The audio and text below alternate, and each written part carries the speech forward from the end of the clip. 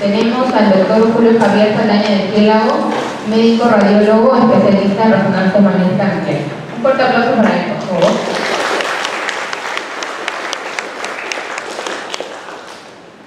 Buenas tardes. En radiología hay algunas subespecialidades, ¿no? Los rayos X, la ecografía, la radiología intervencionista, la tomografía y esto de la resonancia magnética. ¿Qué es la resonancia magnética? Es un gran imán, ¿no? Que es potentísimo, más que la gravedad de la Tierra. Es 30 veces más potente. Entonces, el paciente entra a ese aparato, que es un gran imán, y los protones de hidrógeno se alinean al campo magnético del resonador. Luego, hay otro imán que emite la máquina, que se llama pulso de radiofrecuencia. Este desordena los protones de hidrógeno y deja de emitir ese pulso de radiofrecuencia. Entonces se vuelven a alinear con el campo magnético principal. Entonces ese alinearse y desalinearse los protones va a generar una energía. Esa energía, cuando la recibe la máquina, va a crear las diferentes secuencias que se ven en resonancia. No es la idea ahora ver todas las secuencias de resonancia porque tendríamos que tener unas 3-4 horas para saberlas. Pero las principales son el T1 y el T2, en el cual el líquido se observa negro en el T1 y blanco en el T2. Llamamos hipointensidad a lo oscuro, isointensidad a lo que tiene igual señal que el órgano que estamos explorando, y hiperintensidad de señal cuando es más brillante. Les he traído la patología más frecuente de cada articulación, para que tengan una idea, ¿no? Lo que más adelante ustedes van a poder ver.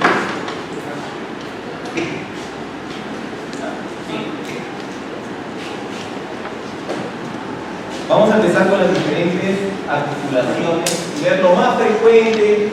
Ustedes seguramente ya han escuchado varias de estas lesiones, pero ahora lo van a ver cómo se ven en la resonancia magnética. Vamos a empezar con la primera.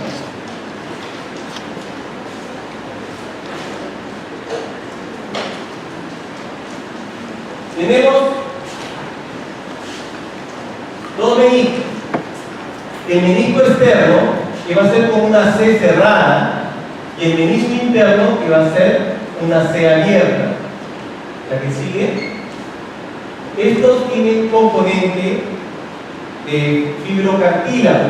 En cambio, el cartílago de los huesos, que lo van a ver acá, este es el fémur, este la tibia están ampliados, y este es el menisco. El cartílago del fémur y de la tibia es cartílago hialino, a diferencia del menisco, que es un fibrocartílago. Y normalmente lo debemos ver negrito, oscuro, es decir, hipointenso, según lo que he dicho.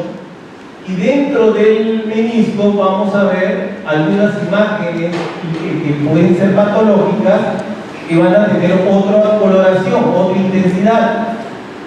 Ahora, no siempre son desgarros eso que vemos. Si la señal no contacta, como en este caso, con las superficies articulares, estas son las superficies articulares del menisco, este triangulito es el menisco, en un corte sagital. Si no contactan, van a ser cambios degenerativos hialino-mixomatosos, o sea, degeneración, cambios degenerativos. No alcanzan una magnitud de desgarro, ¿no? Entonces, le llamamos al grado 1 cuando son focales y están dentro del menisco, 2, grado 2 cuando son un poquito más largas, y 3 ya es desgarro, cuando contacta con las superficies articulares. Entonces, un grado 2 sería esta línea que ven, esto es un corte coronal y lo vemos oscuro. ¿Por qué? Porque en la resonancia magnética hay varias maneras de suprimir la grasa. Hay una manera selectiva que se llama los BATSAT, o también se puede aplicar una secuencia de STIR, en la cual se ve oscuro. Sin embargo, el STIR es menos anatómico. Entonces, todo esto lo vemos negro porque ha suprimido la grasa de los huesos, ¿no? La grasa del subcutáneo, de los músculos. Acá tenemos el fémur, la tibia, el peroné, y acá vemos los meniscos, como unos triangulitos. Y hay una línea blanca que no la vemos al otro lado. esa línea, si no contacta con las superficies articulares, son cambios degenerativos, pero ya un poco más avanzados, grado 2, ¿no? La que sigue. ¿Y qué es un desgarro? ¿No? Para que tengan una idea de lo que es un típico desgarro de los meniscos. Este es el típico desgarro, ¿no? Le llaman, por eso le puse un tiburón acá, le llaman comúnmente como en boca de tiburón, ¿no? Y como si esto fuera, comparen esa imagen con esta, ¿no? Como si esta fuera la mandíbula y esta es la parte de la cabeza. Entonces, esta línea contacta con esta superficie. Miren esta parte del menisco, está muy bien, está oscura como debe ser y no hay ninguna línea blanca que contacte con la superficie. En cambio acá hay un trazo blanco que contacta con la superficie inferior. Esto es un típico desgarro mexicano, la morfología más frecuente. La que sigue. Sin embargo, hay varios tipos de desgarros. A veces uno se desgarra el menisco y a veces ni lo siente, ¿no? Cuando es un desgarro también pequeño.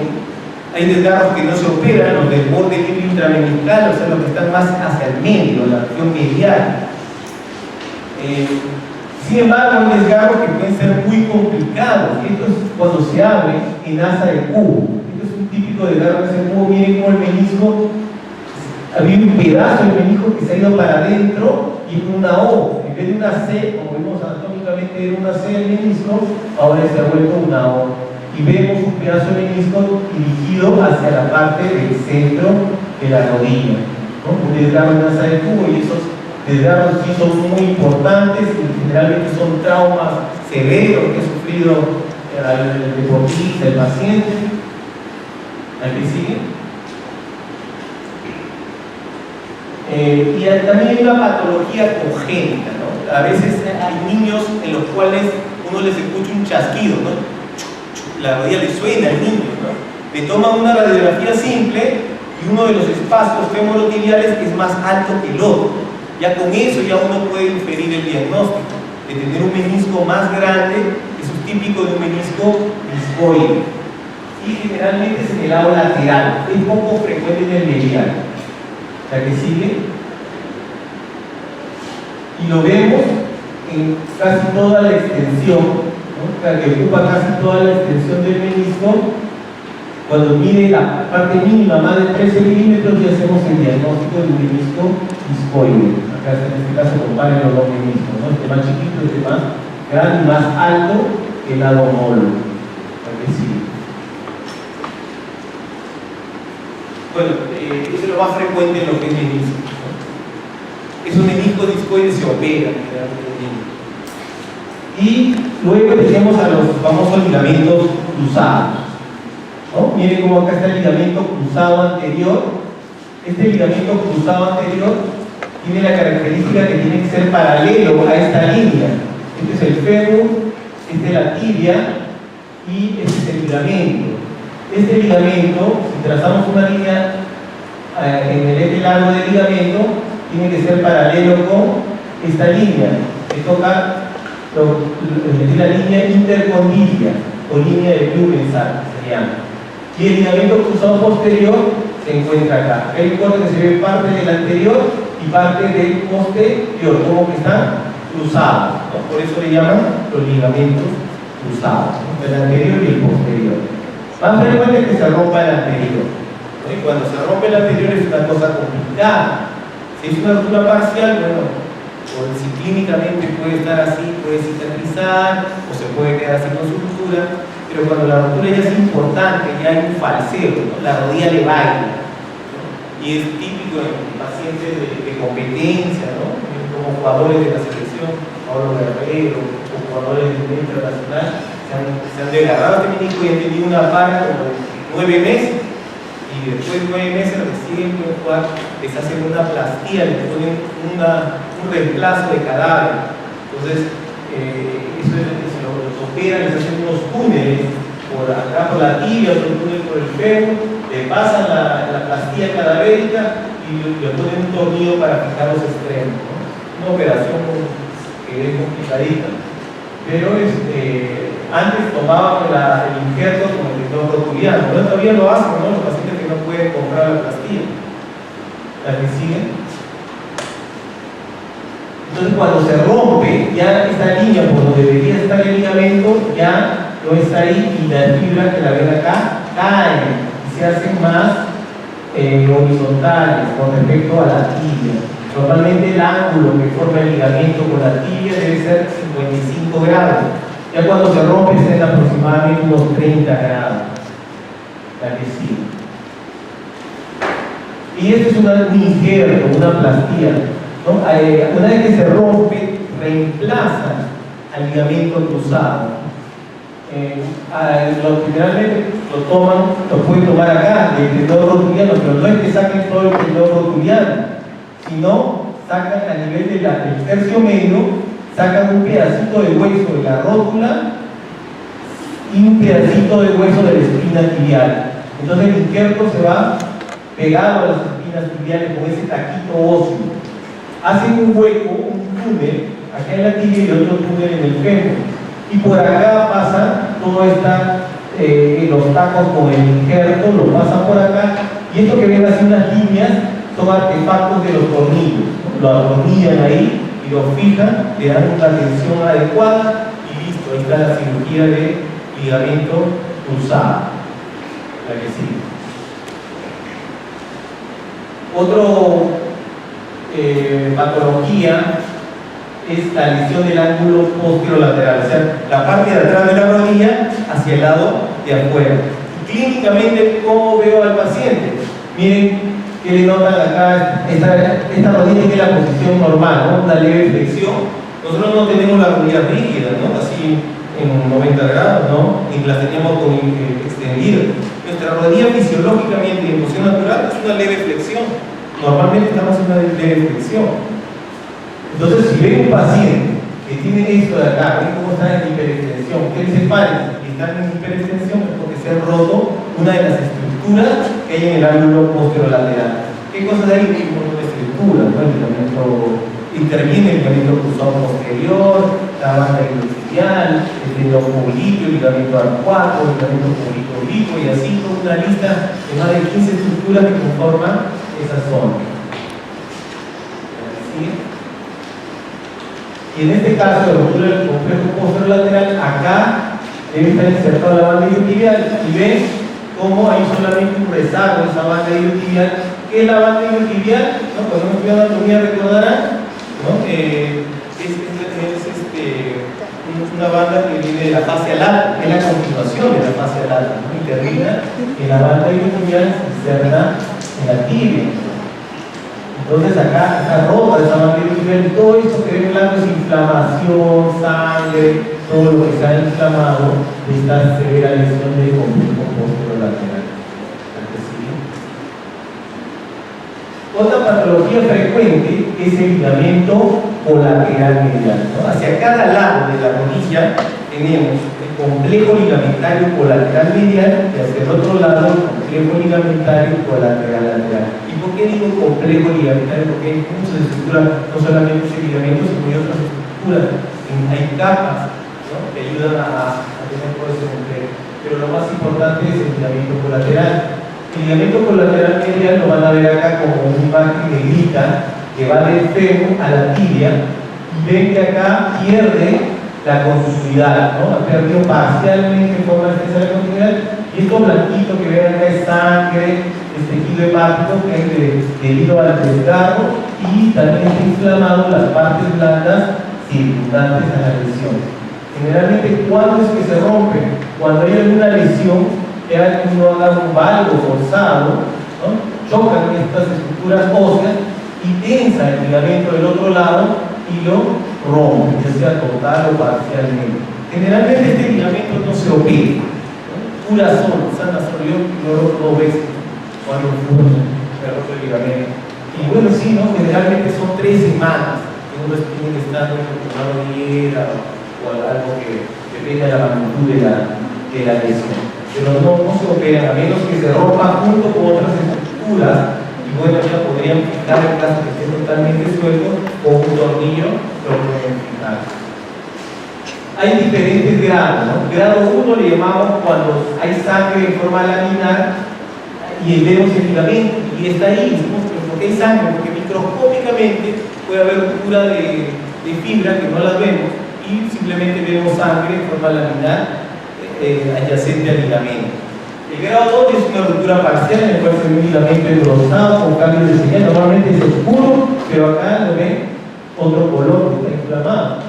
El grado 3 es cuando ya el desgarro es completo, ya no hay continuidad ligamentaria.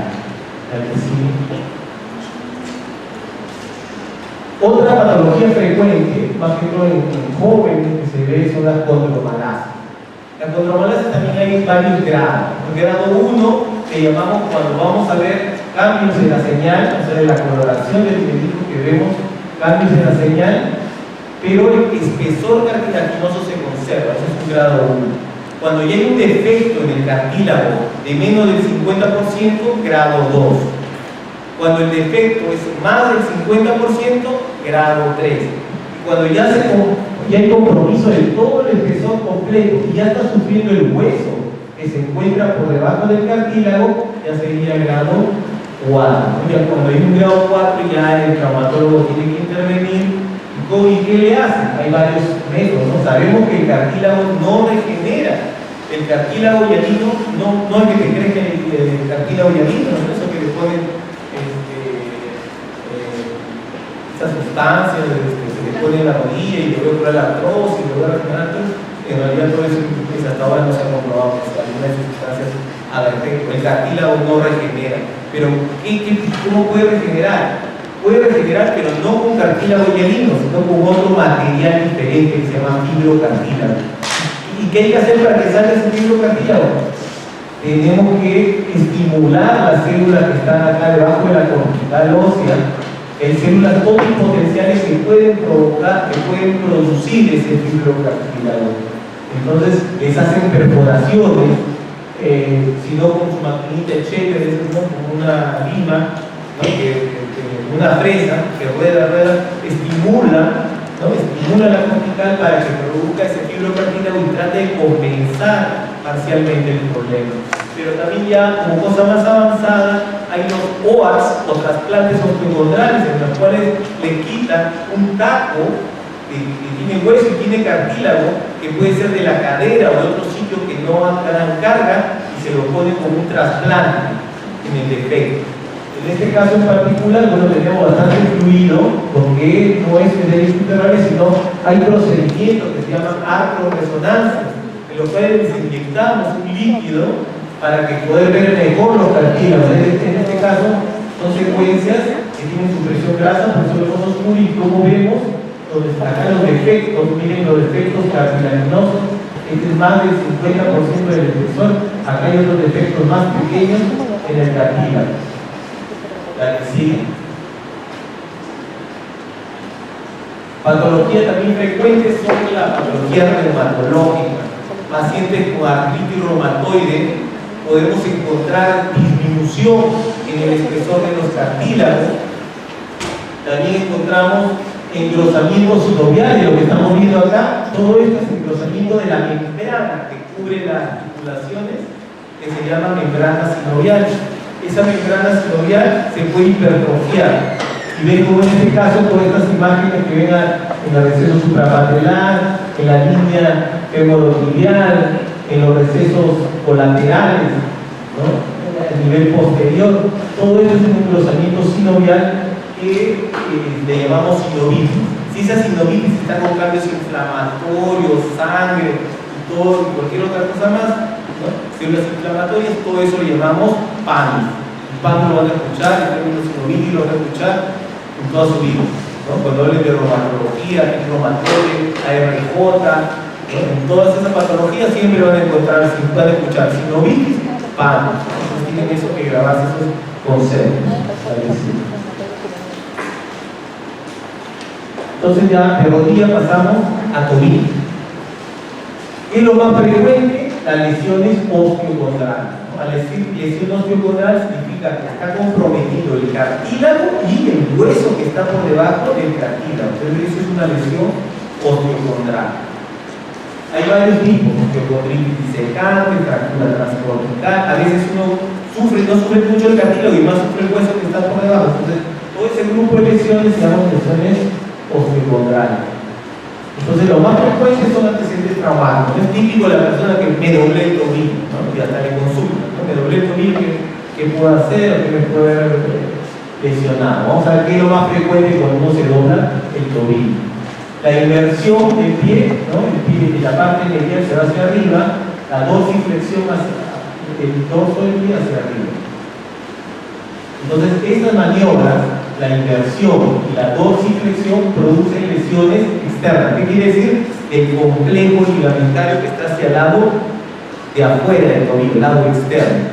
¿Y cuáles son los ligamentos? Son 3 ligamentos que constituyen la parte externa. El ligamento peroneo australino anterior, pregunta examen, ligamento peroneo australino posterior y el ligamento peroneo calcáneo. Entonces, cuando yo les pregunto en el examen, ¿cuáles son los ligamentos que conforman el ligamento colateral lateral del tobillo? Estoy la fase, peroneo australino anterior, peroneo australino posterior y peroneo calcáneo. ¿Cuál es el más débil de los ligamentos? El peroneo australino anterior. Por eso casi siempre se rompe el peroneo australino anterior. Alguien que se doble el tobillo, ¿no? Y le duele hacia afuera, se escuchó hacia la parte de afuera, lo más probable es que tenga una lesión del ligamento peroneo australino anterior. Esta es una típica lesión osteocondral. Tenemos acá a la tibia, tenemos al astrágalo y tenemos una lesión que la ven con otro color y en un borde que delimita la lesión. Y bueno, hay compromiso del cartílago que ya se ve en otra secuencia y acá está el hueso que va a sufrir, ¿no? Pero para que sufra el hueso, generalmente también sufre el cartílago para que pueda ver la lesión con el hueso. La que sigue. Y esa es la lesión del ligamento que les digo, ¿no? El ligamento peroneo anterior. El ligamento peroneo anterior es una banda que va, como su nombre lo dice, peroneo astragalino anterior. Entonces va del peroné, que es este huesito, hasta el astrágalo, que es este hueso.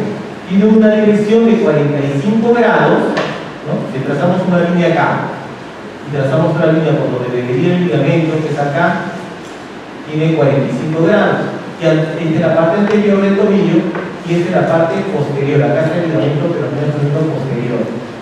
El posterior es más fuerte y el peroneo calcáneo también. Entonces, generalmente el más débil es el peroneo australino anterior y acá está con ferrus continuidad, que hay un pedacito. Acá está retraído, se ha desinsertado del astrágalo y se ha retraído, por eso se ve más grueso y todavía mantiene su inserción al hueso peroneo. Este es el ligamento peroneo australino posterior, también tiene una lesión, acá lo ven, está todo negrito, pero acá hay una línea blanca. Entonces acá en este caso hay lesión de los dos ligamentos. ¿Sigue? ¿Qué pasa en una inversión forzada? Ya hemos visto el poquito que es la inversión, pero ¿qué pasa si hay una inversión?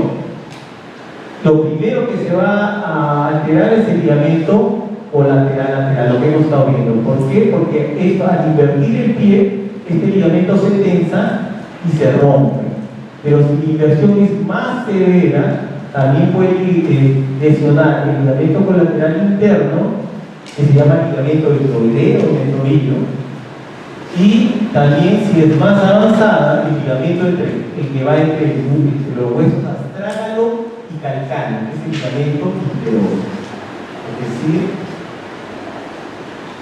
otra típica lesión es la lesión del tendón de Aquiles. Generalmente el paciente puede estar caminando, corriendo, pero cuando a veces está jugando fútbol, y de repente siente como que alguien lo patea por atrás, como que le mete un puntapié en el talón y voltea todavía molesto como el jugador que tenga que hacer, pensando que lo va a patear, ¿no? Pero no es así, nadie lo pateó, sino se le rompió el tendón de Aquiles.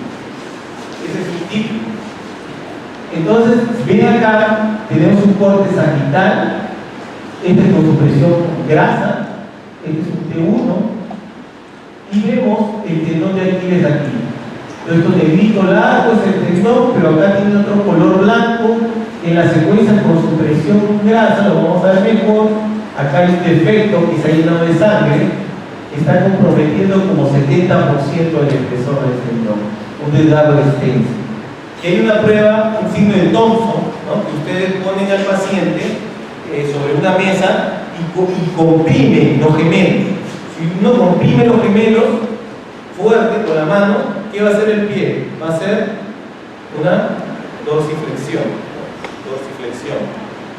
Pero cuando uno lo comprime y no hace la dorsiflexión, no se mueve el pie, está roto.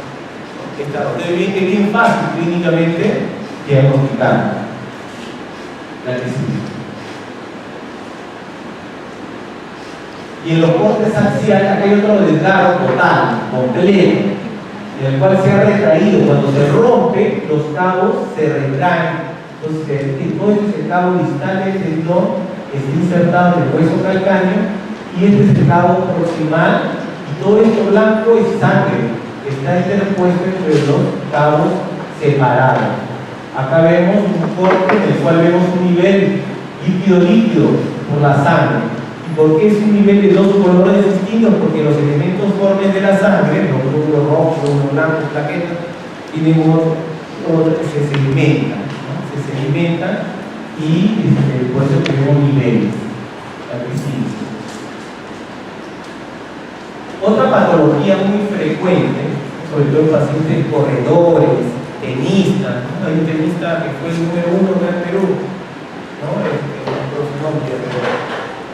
Se retiró porque se retiró por eso. Se retiró porque tenía una fascitis plantar que ya por más tratamiento que le daba, no cedía el tratamiento y terminó retirándose por la fascitis plantar.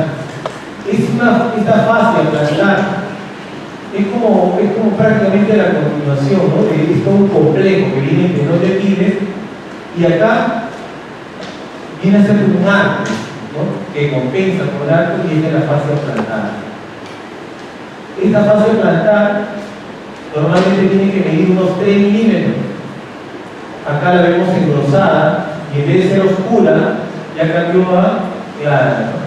Y es más, está toda esta inflamación de la fascia que ya se han comprometido los músculos, están inflamados, ven colorcito blanco en vez de este color que deberían tener, y el cojinete graso donde apoya también tiene inflamación. Y algunas veces también el calcáneo se puede inflamar y pues dar un edema medularoso, entonces la patología también es más dolorosa. Es una cosa de lo más frecuente cuando le duele el talón, ¿no? El talón o el sitio de apoyo del calcáneo, ¿no? La fascitis plantar, la que sigue. Cuando ya decimos rodilla, tobillo, ahora la cadera. ¿Qué es lo más frecuente en la cadera? Ver la necrosis avascular o necrosis aséptica. Es una de las patologías muy frecuentes. ¿Y quiénes son más propensos a encontrarse estos? Pacientes con enfermedades reumatológicas, pacientes que han sido tratados con corticoides. Eso es un dato muy importante, que haya recibido corticoides, hacen esta patología. Psicolatinosis, bueno, hay otras patologías más, la que siguen.